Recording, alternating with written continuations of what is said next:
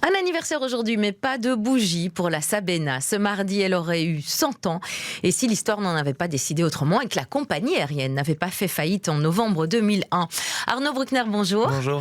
On va revenir sur l'histoire de l'emblématique Sabena, une histoire qui débute donc en 1929. Oui, plus précisément le 23 mai 1923. Donc, ce jour-là, la première ligne officielle de la Sabena voit le jour, créée à l'époque par son ancêtre, le Snetta, avec l'État belge et le Congo belge. Ce premier vol du 23 mai, c'est un vol cargo qui relie alors Bruxelles à Limpton, dans le sud de l'Angleterre, avec une escale à Ostende. À l'époque, on ne faisait pas de très longues distances.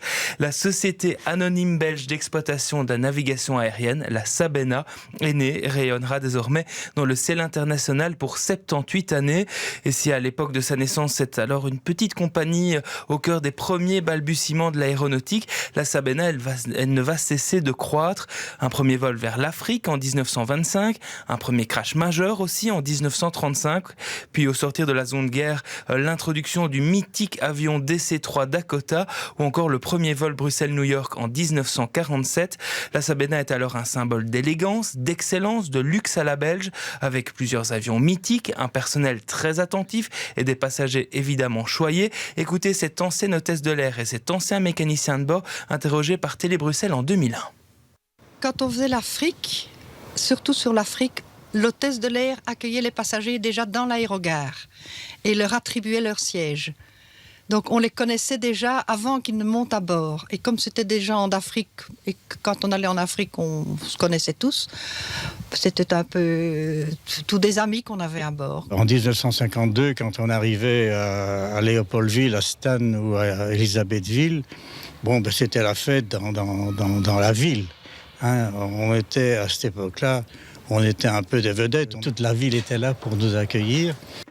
Alors, mais ce faste de la Sabena, ce symbole du luxe à la belge, va aussi de pair avec une situation financière plus que compliquée. Oui, un seul exemple, dans les années 70, le déficit de la compagnie dépasse le milliard.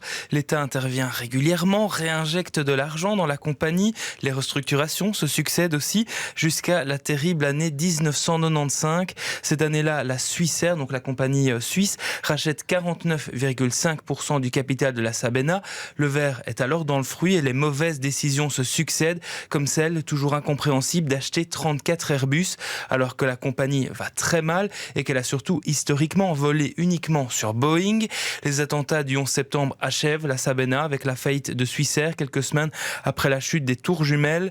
La Sabena sombre juste après, nous sommes le 7 novembre 2001. La faillite est prononcée et le dernier vol de la compagnie, un Abidjan-Cotonou-Bruxelles, se pose à Zaventem. Voyez un extrait de reportage de ce tristement célèbre 7 novembre 2001. Aujourd'hui, dans le hall de l'aéroport, parler est le seul soulagement pour tous ces Sabéniens livrés à eux-mêmes. La direction nous a absolument rien dit. Avec mon ami, on est revenu hier de Kinshasa. On est parti lundi matin. On est revenu hier matin, 24 heures dans un avion. Il n'y avait personne, pas un chef, personne, pas un coach, pas une direction, nul. On a fait ça pour nos passagers, pour les ramener, et on l'a fait dignement. Et pour certains, la situation vire au surréalisme, car tous semblaient encore prêts pour travailler aujourd'hui, mais au dernier moment, il a tout de même fallu faire face à la réalité. 7 novembre 2001, la Sabena disparaissait, laissant donc la place quelques années plus tard à Brussels Airlines.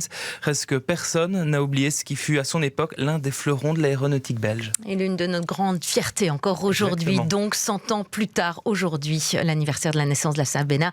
Merci d'être venu sur cette belle histoire, Arnaud Bruckner.